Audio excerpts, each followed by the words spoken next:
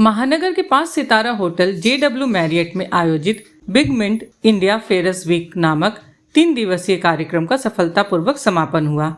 इस आयोजन में देश दुनिया के लौह और इस्पात उद्योग के दिग्गजों ने हिस्सा लिया। कार्यक्रम के अंतिम दिन मोटिवेशनल स्पीकर गौर गोपाल दास जी विशेष अतिथि के तौर पर उपस्थित रहे। युवा शक्ति के प्रधान संपादक सुधांशु शेखर ने गौर गोपाल दास जी के लिए अपने अंदाज में एक कविता पढ़ी और कविता के माध्यम से ही प्रश्न भी किया, जिसका जवाब गौर गोपाल दास जी ने बहुत ही दिलचस्प तरीके से दिया। आज का दिन बड़ा ही खास है। क्या हुआ तुझे? तू क्यों उदास है? उठो, बाधाओं को चीरो और क्षितिज पर छा जाओ, क्योंकि आज हम सबके बीच गौर गोपाल दास। सवाल हमारा अब है कि जिस युग का विज्ञान वही हो, जिस युग का विज्ञान वही हो, विद्या धन की दासी हो, जिसका शिल्प मृत्यु पूजक, सभ्यता उधर की प्यासी हो, उस युग का कल्याण कहाँ है? दुख से उसका त्राण कहाँ है? भागी जाति ज्योति ज्ञान करता जिसकी रखवाली है, और इतना पाकर भी मनुष्य क्यों इतना खाली खाली? आपको सवाल है कि कमेंट है? सवाल है। धन्यवाद। सवाल भी आपने ऐसी कविता में पूछा है कि समझ नहीं पाया, कविता बोल रहे कि सवाल बड़ा अच्छा सवाल पूछा आपने कि इतना पाने के बावजूद, बड़ी अच्छी पंक्तियों में आपने इस भाव को दर्शाया है कि इतना पाने के बावजूद इंसान इतना खाली खाली है। सब कुछ मिल गया, खाली है, खोखला है जीवन। घर लौट के आते इतना पाने आगे क्या है? जब मैं फाइनल इंडेक्स की ग्रोथ कर रहा हूँ, बात कर रहा हूँ, होने के बाद आगे क्या है? आगे क्या है? सब पाइए, बाद में क्या है? What's next? इतना खाली में क्यों लगता है? मैं कई बार कहता हूँ कि लोग ना जैसे ट्रेडमिल में भागते हैं, भागते हैं भागते हैं भागते हैं, लेकिन पहुंचते नहीं। एक पार्क में भागना और एक ट्रेडमिल में भागने में बड़ा अंतर है। मेहनत करना, समर्पण करना, एफर्ट डालना बहुत जरूरी है, लेकिन वो सारी एफर्ट्स किसी दिशा में पहुंचे, ये भी इतना ही जरूरी है। इसलिए कई बार मैं कहता हूँ, उनको कामयाबी में सुकून नजर आया, उनको कामयाबी में सुकून नजर आया तो वो दौड़ते गए। उनको कामयाबी में सुकून नजर आया तो वो दौड़ते गए। हमें सुकून में कामयाबी नजर आई तो हम ठहर गए।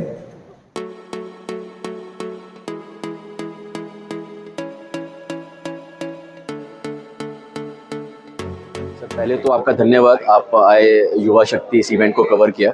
मैं थोड़ा सा अपने बारे में बताता हूँ। मैं सुमित अग्रवाल हूँ। मैं बिग मिंट का वन ऑफ द को फाउंडर एंड डायरेक्टर लेवल पे हूँ।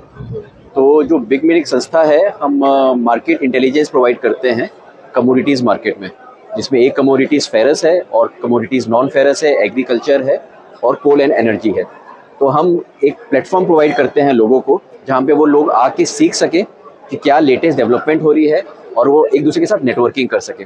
तो ये इसी प्रयास में हमने ये अभी 8th हमारा इवेंट किया है। इसका नाम Big Mint India Ferrous Week है।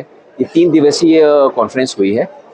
इसमें मेजरली अगर आप देखेंगे तो 15 स्टेट से करीब 800 से ऊपर लोगों की उपस्थिति रही, जिसमें मैक्सिमम लोग डायरेक्टर और प्रमोटर लेवल के थे। तो दे डिस्कस्ड अबाउट कि आयरन ओर हमारी क्या स्थिति है, क्योंकि अभी जो स्टील का हम बना रहे हैं, हम करीब 155 मिलियन टन स्टील बना रहे हैं और आने वाले टाइम में हमारी महत्वाकांक्षा 300 मिलियन टन स्टील बनाने की है। तो जिसमें बहुत सारे चैलेंजेस हैं। चैलेंजेस रॉ मटेरियल प्रोक्योरमेंट में है, चैलेंजेस लॉजिस्टिक मूवमेंट्स में है, चैलेंजेस सप्लाई डिमांड में है। तो उसमें कहाँ कहाँ संशोधन करने की ज़रूरत है। तो काफ़ी पॉलिसी मेकर्स इसमें आए थे, काफ़ी दिल्ली से गवर्नमेंट का हमारे को सपोर्ट मिला, वेस्ट बंगाल से हमको सपोर्ट मिला और काफ़ी लोगों ने आया। और यहाँ पे 70+ स्पीकर्स आए थे। 3 दिन ये कॉन्फ्रेंस चली, जिसमें मोर देन 30+ सेशंस हुए and people have enjoyed, learned a lot according to us on the different markets. और 2030 में क्या आयरन एंड स्टील की उपस्थिति रहेगी, इसके ऊपर काफ़ी चर्चा हुई। 2 साल पहले ये शुरुआत हुई थी कलकत्ता में, तो बहुत से लोग आए थे, लेकिन इस बार और भी ज़्यादा प्रेजेंस रहा। और जो लोग आए पैनल में, जो एनालिस्ट थे, उन्होंने अपने अपने व्यू दिए सेकेंडरी स्टील की क्या प्रॉब्लम्स है और इसको कैसे हम लोग बेहतर बना सकते हैं, उसके बारे में काफ़ी जानकारियाँ मिली। और ये बहुत ही सक्सेस रहा हम लोगों का। और नेक्स्ट ईयर भी हम लोग अगर करेंगे तो इसके अंदर और क्या हम लोग बेहतर कर सकते हैं, इसके लिए आप लोग का सुझाव चाहेंगे। और हम लोग जो बेहतर से बेहतर कर पाएंगे, बिग मिंट के साथ में मिलके जो भी हम लोग का सहयोग होगा एसोसिएशन का, हम लोग करेंगे। ये बहुत ही सफल रहा और ऐसा आयोजन जो है टाइम टू टाइम होना चाहिए, जिससे कि इंडस्ट्री को जो है एक सपोर्ट मिलता है। देश को जो आज हम लोग बात कर रहे हैं कि तीसरी बड़ी अर्थव्यवस्था बनने की, तो उसमें भी सहयोग मिलता है। स्टील का जो 303 मिलियन टन उत्पादन हो जाएगा 2030 तक, उसमें भी एक मोटिवेशन जितने भी इंडस्ट्रीज़ को मिलता है, ये बहुत ही अच्छा रहा। ये प्लेटफार्म के अंदर में हम लोगों का गेट टुगेदर भी हो जा रहा है और नई नई क्या टेक्नोलॉजी आ रही है उसके बारे में जानकारी मिलती है। जितने भी सप्लायर्स हैं या जितने भी मशीनरी के मैन्युफैक्चरर ऐसा अपना स्टॉल लगाते हैं, अपने बारे में बताते हैं, तो एक आइडिया भी अच्छा लगता है।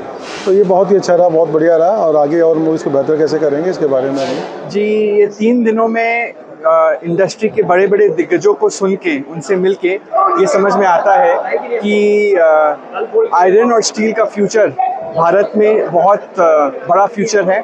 और हम इंडिया 2030 के हिसाब से सही ट्रैक पे हैं और ग्रोथ हो रही है, और उसके साथ साथ इंडस्ट्री भी बढ़ रहा है हर तरीके से। जो इस फील्ड में आना चाहते हैं, कोई जो बिजनेस में आना चाह रहे हैं, उनको क्या कहेंगे? देखिए, जो यूथ है, आई थिंक अभी भी ये इंडस्ट्री हमारे मतलब मेरे फादर और उनके एज ग्रुप से अभी भी चल रहा है, पर हम यूथ भी धीरे धीरे इसमें आगे बढ़ रहे हैं। मैं भी काफ़ी कुछ कई सालों से सीख रहा हूँ, अभी भी मेरी लर्निंग जो है ख़त्म नहीं हुई है।